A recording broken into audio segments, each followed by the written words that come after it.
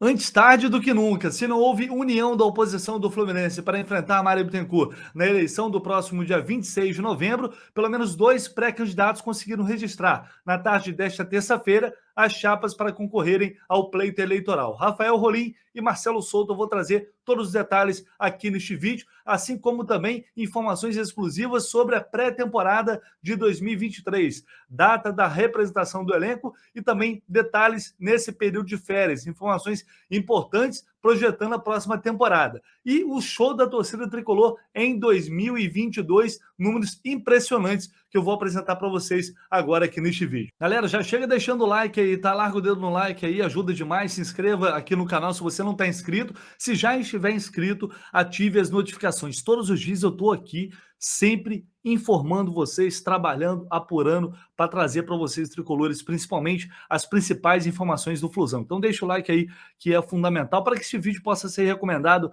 para outros tricolores. Eu vou começar falando então de política aqui. Marcelo Souto está aqui no meu Twitter. Marcelo Souto também apresentou as 200 assinaturas para registrar chapa ao lado do vice-presidente Sérgio Poggi e, portanto, terá a chance de concorrer à presidência. Portanto, agora são 3 candidatos: Mário Bittencourt, Rafael Rolim e Marcelo Souto. Está aqui a foto do Marcelo Souto, ao lado do vice-presidente dele da chapa, Sérgio Poggi.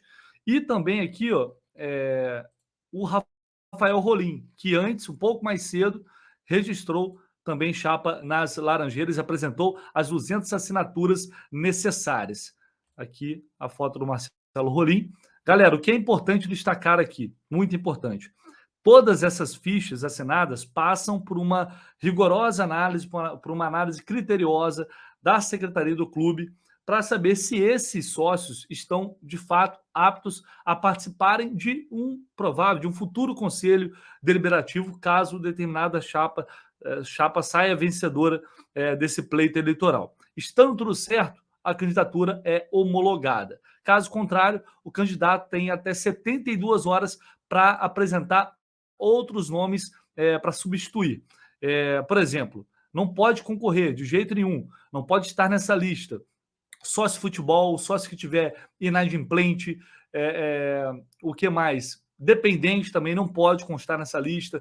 Então, geralmente, pela informação que eu tive, o índice de sócios irregulares nessas listas gira em torno de 20% a 30%. Então, a secretaria, importante ressaltar isso, fica até tarde para analisar esses nomes. Os que não estiverem com a situação regular, a secretaria vai informar aos pré-candidatos e aí eles vão ter que buscar uns substitutos e apresentarem até 72 horas para que, de fato, a chapa seja oficialmente homologada, tá bom? Enfim, isso já deveria ter acontecido antes. A oposição tentou se unir em várias oportunidades, foram várias reuniões, não houve acordo. Então, se essas duas chapas forem confirmadas, serão 3 candidatos a essa eleição do próximo dia 26. E numa leitura evidente aqui, isso tende a facilitar mais a situação do presidente Mário Bittencourt, porque acaba dividindo votos, né?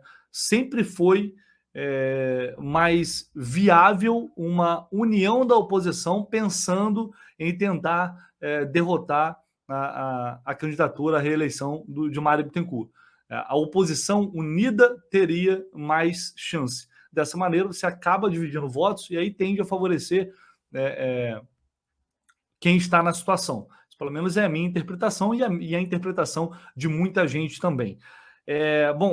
Um outro detalhe aqui: o vice-presidente da chapa do Rafael Rolim será o Jorge Briardi, ele que é ex-presidente da SEDAI nos anos, deixa eu ver o que eu anotei para não esquecer, de 2015 e 2018. O Rolim, que faz parte do conselho de administração da SEDAI, foi diretor jurídico da SEDAI. Então, o Jorge Briardi será, portanto, o seu candidato à vice-presidência. 58 anos, ele tem 58 anos de idade, é engenheiro civil e sanitarista. Isso também ainda não tinha sido publicamente divulgado. Tá bom? Então, portanto, a oposição está aí, apresentou as fichas, as assinaturas, e agora é aguardar para saber se essas candidaturas serão de fato homologadas pelo clube. Galera, seguindo aqui, uma informação interessante que o nosso bravo Vitor Canedo trouxe hoje no Twitter. Olha aqui que maneiro. Considerando os jogos do Maracanã, o Fluminense teve a maior média de pagantes em toda a sua história no Brasileirão, acima dos 30 mil. Esse número seria suficiente para ser a maior média de diversas edições, especialmente até 2014. A gente clicar nessa imagem aqui, a gente vai ter a média de público de todas essas competições. O que chama atenção aqui, cara, é que teve em 2004... A maior média foi do Corinthians de 13.547 torcedores. Que parada bizarra. Mas é muito claro que nos últimos anos a média subiu demais no Campeonato Brasileiro por pontos corridos, o que não era normal. Está vendo médias muito mais altas nessas últimas temporadas. E o Fluminense superando, portanto, a média dos 30 mil torcedores, isso levando em consideração jogos do Maracanã. E essa média, o Canedo ressalta aqui, não foi maior que as médias de São Paulo, Ceará, Fortaleza, Palmeiras, Corinthians e Flamengo, e também Cruzeiro e Bahia na Série B. Ou seja, isso quer dizer, isso não é um demérito da torcida do Fluminense, pelo contrário, isso quer dizer que os torcedores estão indo mais ao estádio. Isso é muito bacana. De qualquer forma, aqui ele diz que a média do Fluminense caiu para 28.291 por conta das partidas em Volta Redonda. Então, assim, independentemente de fazer uma comparação aqui com o time X ou Y, o mais importante aqui é que o Fluminense subiu a sua média e alcançou a sua maior média na história do Campeonato Brasileiro. Isso é muito bacana, isso é muito positivo, mostra a força que tem o torcedor tricolor, a importância que tem isso. E ano que vem é um ano de muita expectativa, um ano de Libertadores, e essa média tem que ser maior. Ela tem que superar 35K, é isso, a nossa torcida. A gente vai fazer o possível para estimular o torcedor, para que o torcedor possa ir ao Maracanã e aumentar ainda mais essa média, que seria simplesmente sensacional. Para quem é sócio, os planos são muito viáveis, né, para uma boa parcela da torcida, pelo menos. Obviamente que nem todo mundo tem condição de ir a todos os jogos, mas quem foi em várias partidas aí ao longo deste 2022, parabéns, o Fluminense alcançou isso, a maior marca na história do Campeonato Brasileiro. E agora, galera, para a gente fechar o último assunto deste vídeo, informações sobre pré-temporada do ano que vem. O Fluminense vai se apresentar, o elenco vai se reapresentar no CT Carlos Castilho no dia 2 de janeiro, tá? Então, o grupo aí terá 1 mês e meio de férias. Tem gente que já está reclamando que é muito tempo de férias e tal. Mas, enfim, esse ano também, o clube os jogadores tiveram que se apresentar mais cedo por causa das fases iniciais da Libertadores, que começaram a ser disputadas logo em fevereiro. Então teve que antecipar a pré-temporada. O calendário da Copa do Mundo também, que mexeu um pouco. De fato, é um período maior de férias, mas foi um ano bastante desgastante. O Fluminense terminou a temporada bem, então eu não vejo, sinceramente, muito problema nisso, não. E aí, o que a diretoria fez para tentar minimizar, né, um possível impacto aí desse período maior de férias? Os jogadores estão fazendo exames ao longo desta semana, exames médicos. Por quê?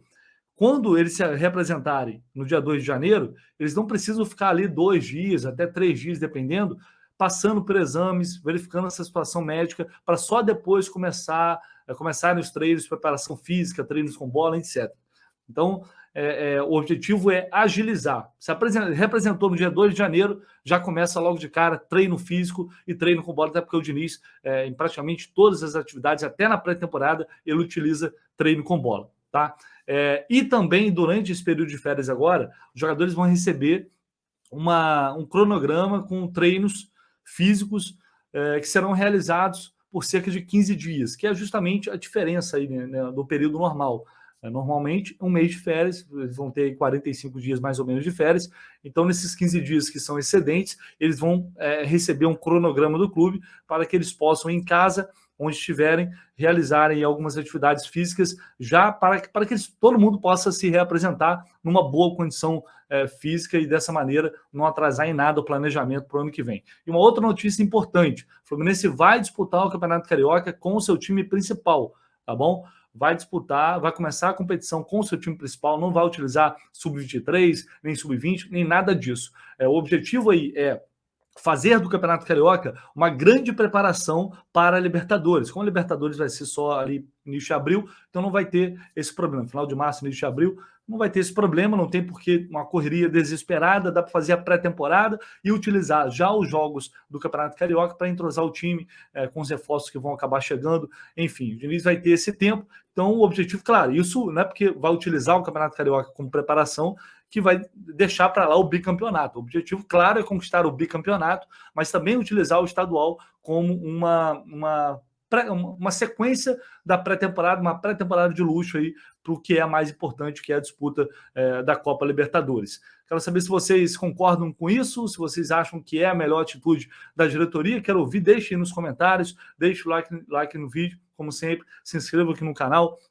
E qualquer novidade, evidentemente, que eu tiver, eu vou trazer aqui para vocês. Mas é isso. Em termos de planejamento, o que a gente tem de informação neste momento é essa. Os jogadores vão curtir esse período de férias aí mais esticado e depois foco total na temporada 2023. Valeu, galera!